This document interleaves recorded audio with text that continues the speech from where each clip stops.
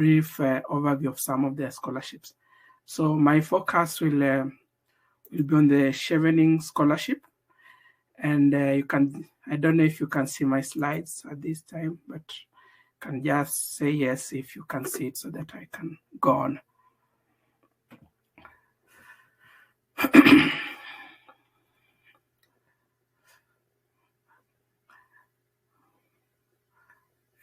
Can you see my slides?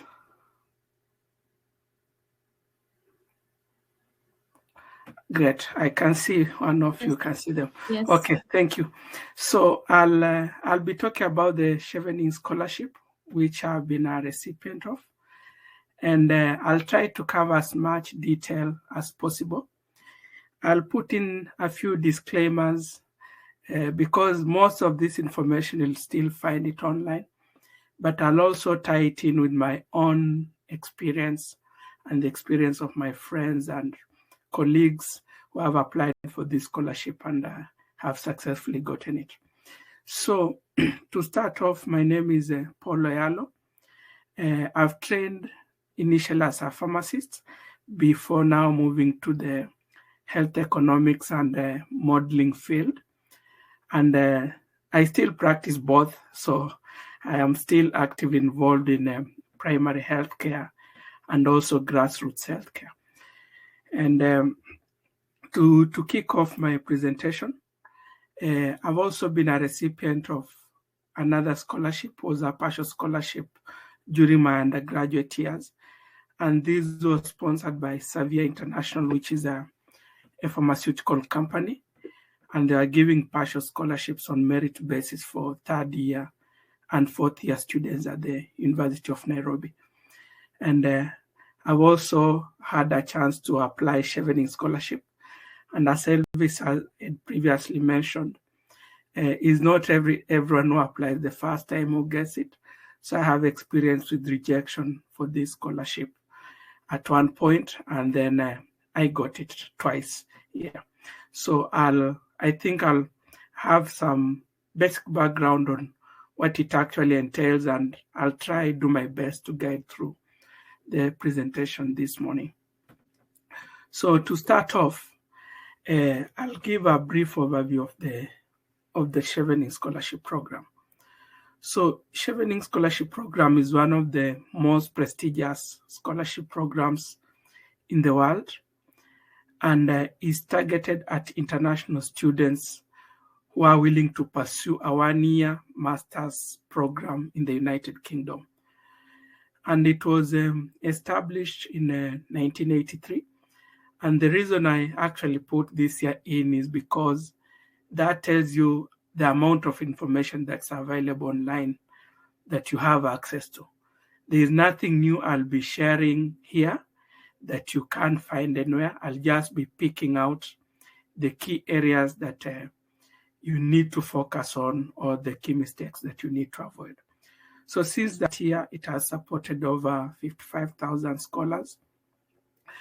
And this includes 20 current or former heads of state of government. But remember, Chevening is in every field. In fact, when you look at the statistics, there are a lot of, in the current statistics that I was checking, the highest percentage of Chevening sponsorship is going to STEM, that's the science field. And we have also in other fields like the arts, we have in education, we have in computer science and all other fields. So Chevening does not discriminate on what you want to study. And you'll see why when I cover this in the next few slides. So it's funded by the Foreign, Commonwealth and Development Office, which is basically the foreign affairs equivalent of the UK.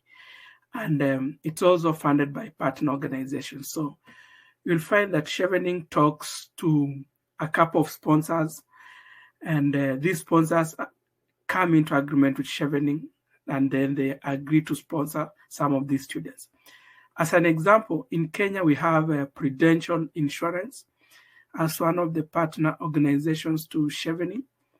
And it has, I think in the last 2 years, been sponsoring students directly to come to the UK through this Chevening program. The other partner organizations are local universities within the United Kingdom, which either do partial or full sponsorship in partnership with the Chevening scholarship program. So, and it accepts study in almost any field, including a Master's of Business Administration. And so you should not be worried that maybe your field will not be sponsored or anything, but I'll still touch on this because you need to choose an area that is in line with the UK's sort of priorities in the country. And so that's what we'll be talking about in the presentation today.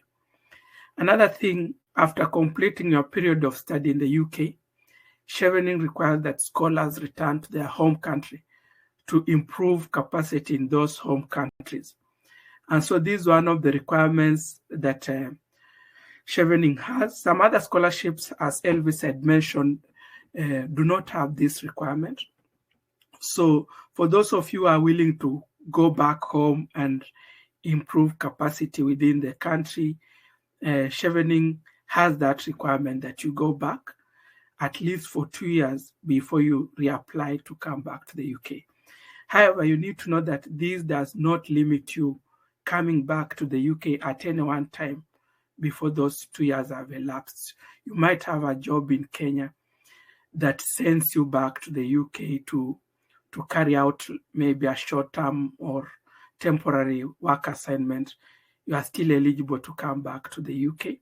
You might want to visit the UK as a tourist. You might want to come for your own other issues, is still allowed. So that's one question people mostly ask about the Chevening scholarship program. The other thing, before I joined the presentation, I saw into the chat, somebody had asked that they graduated a long time ago. One thing you need to know is that Chevening does not have an upper age limit. And this is one of the most beautiful things about this scholarship. The reason I say this, you might have gone through your life and you've realized things are not working out and you've reassessed your options and you see you need to go back to school. And you say, oh, I'm old and I can't, no scholarship will accept me. Chevening doesn't care about that. They'll accept you whether you are 50, whether you are 90 years old. It doesn't matter. So you need to not to fear applying. Some scholarships might have an age cutoff. So you need to be keen on if you're applying those scholarships. But since I'm talking about the Chevening scholarship, just know that it doesn't have an upper age limit. The lower age limit is 18 years. So you need to be at least 18 years at the time of your application. Yeah, so that's one thing you need to check out. So moving on, I'll just give a brief overview of the statistics. And this ties back to what Elvis and Kate have mentioned regarding rejections. So Chevening is extremely competitive scholarship. And I'll just quote from their own website. The quote is that whatever you do, don't put Chevening in your plans because it's that competitive. You are not guaranteed that you'll get it. But with the knowledge that will, at least the basic knowledge that will equip you today, it will give you a stepping stone to knowing, like to improving your chances of actually getting this scholarship. So in 2021, globally, there are 60,000 applicants. And out of these 60,000 applicants, they only selected 1,500 scholars. So you can see that it's extremely competitive. We have almost 98% of people not actually being selected. So of those, there are 141 countries that scholars came from. And these scholars were placed in 105 universities within the United Kingdom. And in Kenya in particular, we had 3,000 applications in 2021. And of those, only 39 were selected. I didn't have a chance to calculate the percentage, but just at the back of the envelope, I can check that is actually less than 2% that are coming through. So you need always to put that at the back of your mind. And the reason I put this statistic here is you ensure that you do your due diligence in the application. You ensure that everything is done right so that you increase your chances of getting this scholarship. And what that means, you need to know what the scholarship actually wants you to do and it expects you to do, because in a slight mistake, you have 2,900 people behind you who have not done that mistake, and then you are just moved to the back of the queue. So is one area that you need to be really focused on. So just know that it's competitive, but you put in your best, you believe in your abilities. Even if you get a rejection this year, you put in efforts again next year. Chevening does not give individualized feedback, but when you go to the website, they have feedback that show over the years they've collected feedback and they've collected errors that students have made, and they've made suggestions on that. And the one thing I'll mention at this point is that the Chevening website, I don't have the right English word, but is sort of a quagmire. It has a lot of information. So you need to know how to get that information outside that website. So based on that, I'll now go on to the next step and just give an overview of what the scholarship covers. And again, these you'll find it on the website, but I'll briefly mention it. So it fully covers your tuition fee within the UK. And for international students, it depends on the university, but an average range is around between 20 to 25,000 pounds per year, which is a lot of money, almost coming to 4.5 million Kenyan shillings per year. And then it also covers visa application fee. You will not pay anything when it comes to once you get the scholarship. They'll pay for your visa fees. For the only thing you'll pay for before you come is the TB test, the tuberculosis test. However, this one is also refunded once you land in the UK after 3 months. So you don't spend anything. The scholarship also gives a monthly stipend, and this monthly stipend is usually calculated based on the current inflation rate within the UK. So it changes every year. So you'll have, if the inflation rate goes up by this rate, then they have an economist on board who says that now students will be able to survive on this. Those coming to, specifically those joining universities in London, will have a slightly higher stipend to factor in the high cost of living within London. So they also offer travel grants to attend Chevening events. And there are 2 major compulsory events within a year once you join the program. There is the first meeting where all scholars meet, and also there's the farewell meeting.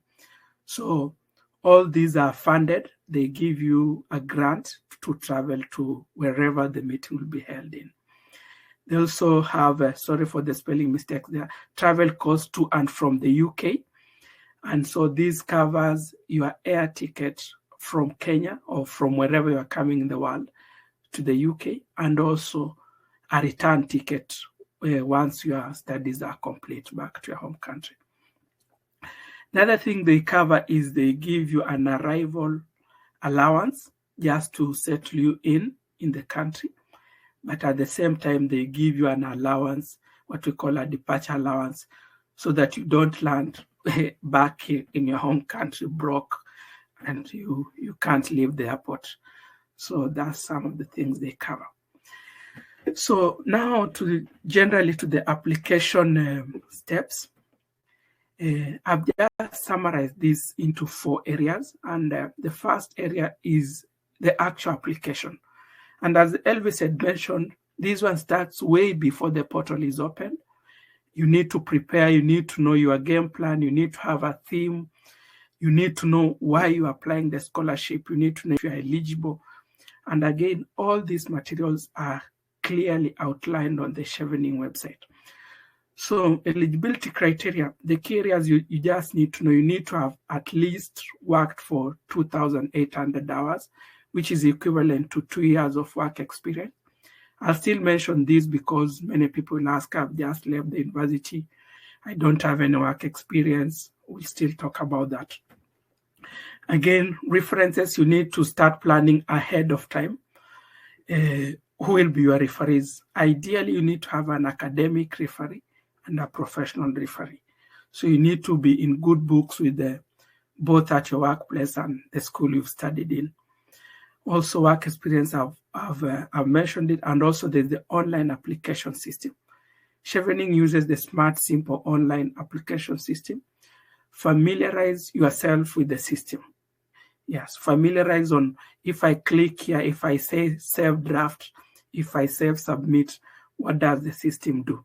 You can do a dry run with that and just get familiar with the system so that you don't make what we call a silly mistake there. The second step will be once you get selected. Now that will be the interview, which can be done online. Since COVID times, they've been doing them online. They might change this in the future, I'm not sure. But again, they'll communicate that. Insisting again on what Elvis had covered, interview prep, you need to do an actual mock interview. And personally, I also benefited from this. I did almost like 6 mock interviews with people. You present as if you're presenting to the panel. So these, once you get selected, we'll talk about it. And then for those who go past the selection, the interview stage, the results come in 3 phases. You can either be conditionally selected, which means Chevening will say, yes, we've chosen you, but you need to fulfill these conditions. Since 2020, Chevening has removed the language requirement. You don't need to have an IELTS for the Chevening scholarship. However, you need to note that most universities in the UK would require you to have that English language proficiency demonstrated by doing an English test, either IELTS, either Pearson VUE. There are a couple of them. You need to check what your university accepts. So the universities still require that English, you need to pass English tests, but Chevening has removed that condition since 2020. These are some of the things where people have been trying to raise an issue, especially through APOG, where Elvis and James, who is also on the call, have been actively involved to try and remove this condition for African students. But I think is something that still need to be fought on again. So you can get that conditional selected option. You can also get a reserve candidate option, whereby they say, at this time, you've passed, basically, but we don't have an opportunity for you at this time. However, in the event that they secure more funding, another partner organization joins, or in the event that a candidate drops off the selected list, then they can upgrade you to conditionally selected. So these are another one of the results that come out. And the last one is the unsuccessful results, where they'll tell you that at this time you've not been fortunate enough to convince the panel, and you get a rejection email. I've personally gotten a rejection email. I know how it looks like. I know what emotions you go through once you read the first line. So it should never be the end of the world for you. You again start reapplying once you get that. So this will be just a basic summary of what the application steps look at. And I'll mention one thing before I leave this page. So when you apply for Chevening, when you check out the timeline, there's a very short window between the applications closing and sifting starting. These are an automated process where they just sift through people who are not eligible. You are below 18 years, or you filled the form wrongly, like maybe you didn't fill the right number of hours, or you put in unrealistic figures that you work 1,000 hours per week or something close to that, the system will automatically sift you through this. So be very careful while going through the system. So the fourth and last step, this is when now you apply for your visa, get your visa, and then get on the journey to the United Kingdom. So just another brief overview. So in the application, you need to come from a Chevening eligible country, of which most African countries are. You need to have an undergraduate degree, which is equivalent to a second-class honors in the UK. However, I'll still mention that so long as you have an undergraduate degree and you can defend yourself convincingly in the essays, it doesn't matter what you actually got. They'll take you. They want a leader. Yeah. So that one should not discourage you. Again, you need to have at least 2 years of work experience. One thing I'll mention about this, especially for those who will be asking, I've just straight come out of a university. I'm not sure. Voluntary work still counts as work. As long as you can justify that you've done voluntary work while you're a student, it will still justify as work done, and you'll be eligible for the scholarship. And then you need to apply to 3 different eligible UK university courses, and you need to have received an unconditional offer by the deadline. So 3 different eligible university courses. These courses need to be similar. For example, if I'm applying for health economics, I need to apply for health economics, for example, at the University of Sheffield, and look for a similar course in a university of interest, like, for example, University of Birmingham or University of York or wherever you apply, and apply for a similar course. The reason they say this, it will be very difficult for you to defend. You are applying for health economics here, and then you have gone to another university and applied for a master's of pharmacy degree. Like, they'll not align well with my career plan, and definitely they'll not choose you.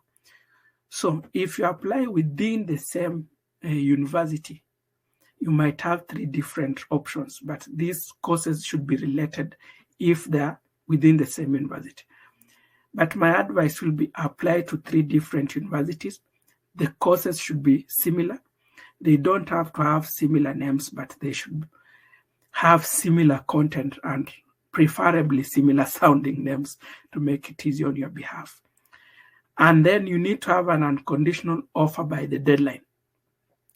In my second stint of application, I didn't get an unconditional offer. I got the scholarship, but I didn't have an unconditional offer by the deadline, so I lost it out. So talking directly from experience here, so you need to be very careful.